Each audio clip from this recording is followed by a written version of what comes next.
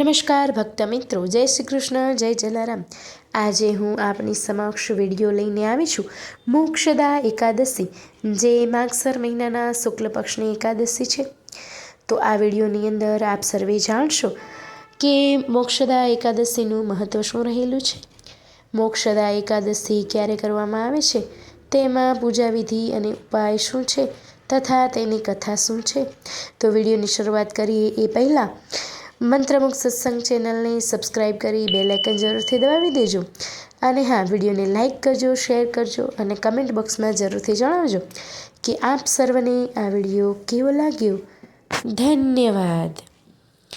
હિન્દુ ધર્મમાં એકાદશી તિથિનું વિશેષ મહત્ત્વ રહેલું છે।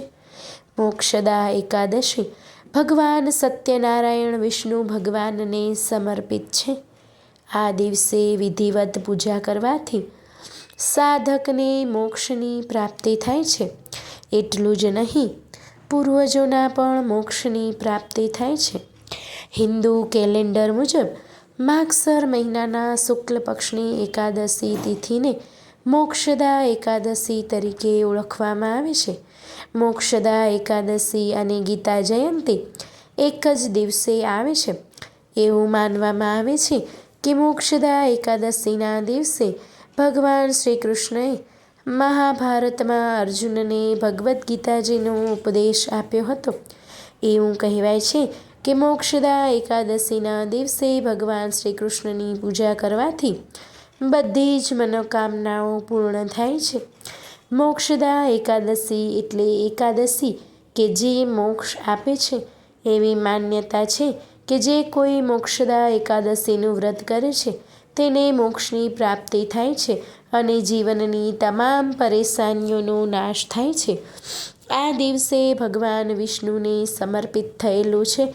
આ દિવસે ભગવાન વિષ્ણુની પૂજા કરવી શુભ છે, જેના કારણે ભક્તને વિશેષ ફળ મળે છે। મોક્ષદા એકાદશીના દિવસે ભગવાન વિષ્ણુજીની પૂજાની સાથે સાથે દેવી લક્ષ્મીજીની પણ પૂજા કરવામાં આવે છે। મોક્ષદા એકાદશીની પૂજા પદ્ધતિ। મોક્ષદા એકાદશીના દિવસે સવારે વહેલા ઉઠીને સ્નાન કરવું જોઈએ। આ પછી સ્વચ્છ વસ્ત્રો પહેરી અને વ્રતની પ્રતિજ્ઞા લેવી જોઈએ। ઘરના મંદિરમાં દીવો પ્રગટાવી ભગવાન વિષ્ણુની મૂર્તિને પાદરમાં સ્થાપિત કરવી જોઈએ। ભગવાન વિષ્ણુનો જલાભિષેક કરી અને પછી શ્રીહરિને પીળા વસ્ત્રો અર્પણ કરો। ભગવાન વિષ્ણુને કંકુનું તિલક લગાવો, પછી પીળા રંગનો પ્રસાદ ધરાવો। એકાદશી વ્રતની કથા સાંભળો અને વિષ્ણુ સહસ્ત્ર નામના મંત્રનો પાઠ કરો। રાત્રે જાગરણ કરો અને બીજા દિવસે જરૂરિયાતમંદ લોકોને ભોજન કરાવો। તેમને દક્ષિણા આપીને વિદાય આપો। શુભ સમયે જ ઉપવાસ તોડવો જોઈએ। મોક્ષદા એકાદશીનો ઉપાય।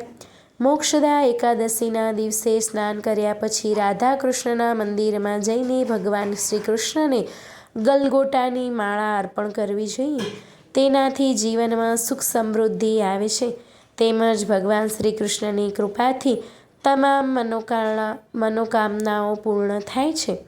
એકાદશીના દિવસે બ્રાહ્મણો અને જરૂરિયાતમંદોને પોતાની ક્ષમતા મુજબ પીળી વસ્તુઓનું દાન કરવું જોઈએ। આ દિવસે ભગવાન વિષ્ણુને દૂધ, દહીં, મધ, સાકર અને ગંગાજળનો અભિષેક કરવાથી તમામ મનોકામનાઓ પૂર્ણ થાય છે। મોક્ષદા એકાદશીના દિવસે ગાયને લીલો ચારો ખવડાવવો શુભ માનવામાં આવે છે। હવે આપણે જાણીશું મોક્ષદા એકાદશીની વ્રતની કથા। બોલો શ્રી વિષ્ણુ ભગવાનની જય। યુધિષ્ઠિરે કહ્યું, હે યદુનંદન, આપ વિષ્ણુ છો, સમર્થ છો, જગતના કર્તા છો, પૂર્ણ પુરુષોત્તમ છો। આપને હું વંદન કરું છું।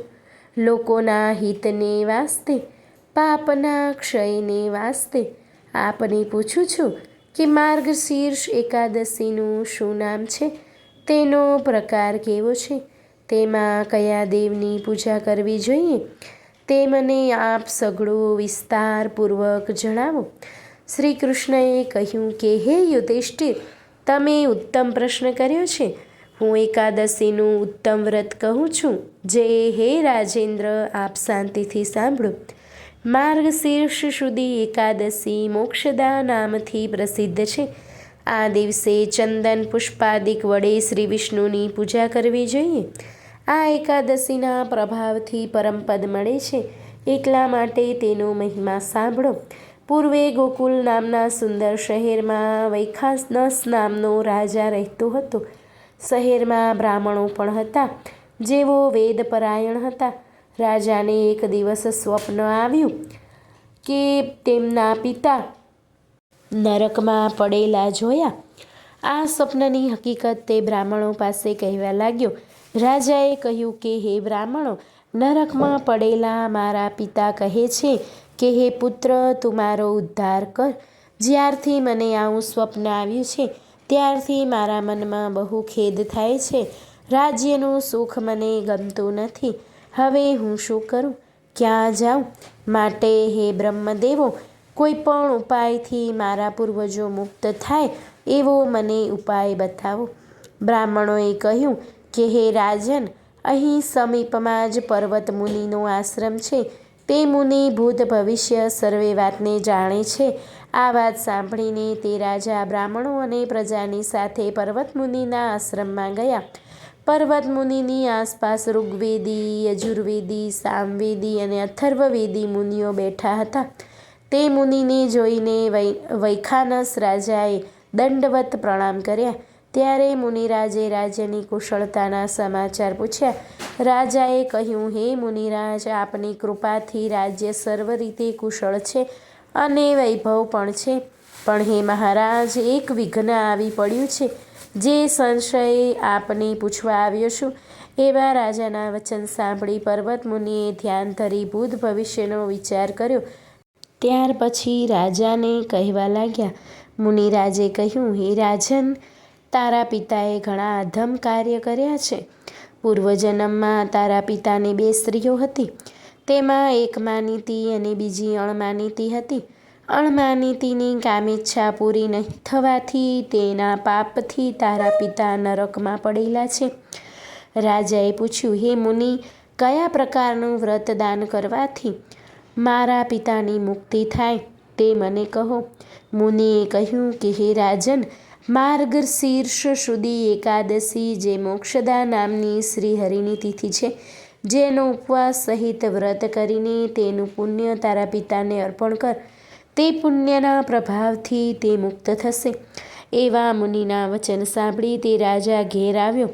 પછી જ્યારે માર્ગશીર્ષ સુદ એકાદશી આવી ત્યારે સર્વે રાણીઓને અને પુત્રોની સાથે રાજાએ વિધિથી વ્રત કર્યું અને તેનું પુણ્ય પોતાના પિતાને અર્પણ કર્યું. તે જ વખતે આકાશમાંથી પુષ્પવૃષ્ટિ થઈ અને રાજાના પિતા સ્તુતિ કરતા દેવોની સાથે સ્વર્ગમાં ગયા અને આકાશમાંથી, હે પુત્ર, તારું સદા કલ્યાણ થાવ એમ સ્પષ્ટ વાણીથી રાજાને કહેવા લાગ્યા. હે યુધિષ્ઠિર, આ પ્રમાણે જે માણસ મોક્ષદા એકાદશીનું વ્રત કરે છે તે સર્વ પાપોથી મુક્ત થઈને અંતે મોક્ષને પામે છે. મોક્ષ આપનારી આથી શ્રેષ્ઠ બીજી કોઈ પણ એકાદશી નથી. જે મનુષ્યો આ એકાદશીને દિવસે ઉપવાસ કરે છે તેને વર્ણન ન કરી શકાય એટલું પુણ્ય પ્રાપ્ત થાય છે. આ કથાનો પાઠ કરવાથી અથવા શ્રવણ કરવાથી જ વાજપેયી યજ્ઞનું ફળની પ્રાપ્તિ થાય છે. આ એકાદશીથી સ્વર્ગ તથા મોક્ષની ઈચ્છા પ્રમાણે આપનારી છે. અક્ષરધામને આપનારી છે. માટે જ ચિંતામણી જેવી છે. આવી જ રીતે બ્રહ્માંડ પુરાણમાં મોક્ષદા નામની માર્ગશીર્ષ સુદ એકાદશીનું મહાત્મ્ય વર્ણવેલું છે.